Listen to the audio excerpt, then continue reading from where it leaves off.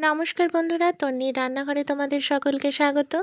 আজকে আমি তোমাদের সাথে শেয়ার করব কাতলা মাছের কড়াইশুঁটির কড়াই পাতুরি। তার জন্য অবশ্যই আমার কাতলা মাছ লাগছে, আর আমি এখানে কিছু পরিমাণ কাতলা মাছ আগে থাকতেই নুন হলুদ দিয়ে ম্যারিনেট করে রেখেছি। এবার নিয়ে নিয়েছি দুটো বড় সাইজের পেঁয়াজ কুচি, একটা টমেটো কুচি আর কিছু মটরশুঁটি।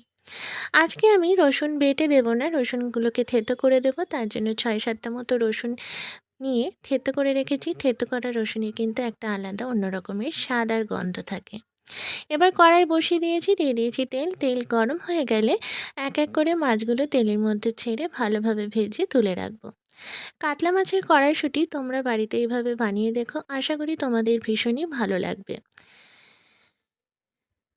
মাছগুলো সমস্ত খুব ভালোভাবে ছাড়া হয়ে গেছে, এবার খুব ভালোভাবে ভেজে তুলে রাখবো। মাছগুলো খুব ভালোভাবে ভাজা হয়ে গেছে।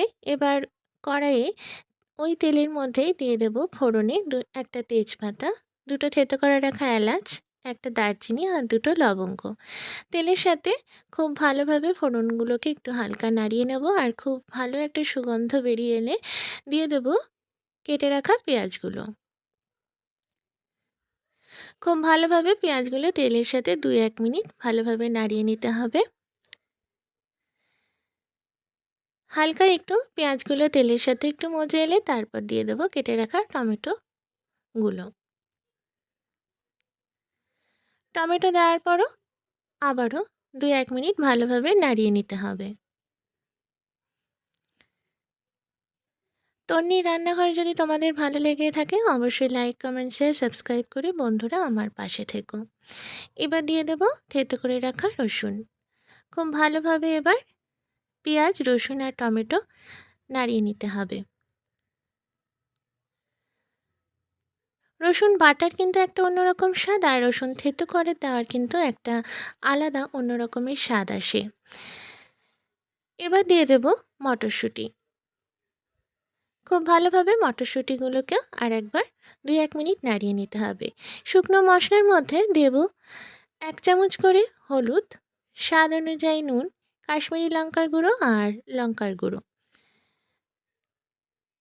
মশলার সাথে এবার খুব ভালোভাবে পেঁয়াজ টমেটো সমস্ত উপকরণগুলো ভালোভাবে মাখিয়ে নিতে হবে।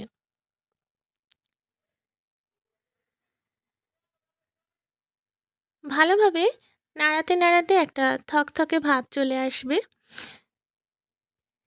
আর নুন দেওয়ার ফলে পেঁয়াজগুলো অনেকটাই মজে যাবে।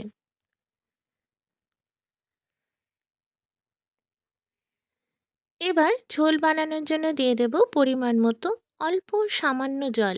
এখানে কিন্তু আজকে খুব বেশি পরিমাণ জল ব্যবহার করব না, কারণ এটা আজকে আমি একটু গামাখা তৈরি করব।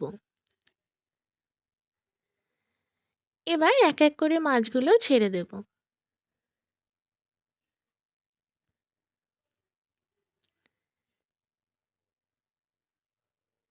তোমরা চাইলে এখানে তোমরা ঝোল খেতেও পারো, আবার গামাখাও খেতে পারো। আজকে আমি খুবই সামান্য অল্প ঝোল রাখবো, গামাখা রসা রসা টাইপের। তোমরা চাইলে দুটোই করতে পারো। খুব ভালোভাবে মাছগুলোকে উল্টে দিতে হবে ঝোলের সাথে। ঝোলের মধ্যে মাছগুলোকে হালকা একটু ডুবিয়ে অল্প ভাপে হতে দিতে হবে। ঝোলটা হালকা ভাপে ফুটতে দিতে হবে। তার মাঝে এইভাবে হালকা মাঝে মধ্যে একটু নাড়িয়ে নিতে হবে যাতে তলায় না লেগে যায়, যেহেতু অল্প ঝোল। খুব ভালোভাবে কিন্তু দেখো ভাপে ফুটে উঠছে। আজকে কিন্তু আঁচ বাড়িয়ে আমি করছি না, আঁচটা কমিয়ে করছি, আর এটা ভাপে হতে দিচ্ছি। 2-1 মিনিট এভাবে নাড়িয়ে নিলেই তৈরি হয়ে যাবে কিন্তু আজকে আমাদের কাতলা মাছের কড়াইশুঁটির কড়াই পাতুরি। তাহলেও তোমরা বাড়িতে এভাবে ঝটপট বানিয়ে রেখো, আর তন্নি রান্নাঘরকে সাপোর্ট করো।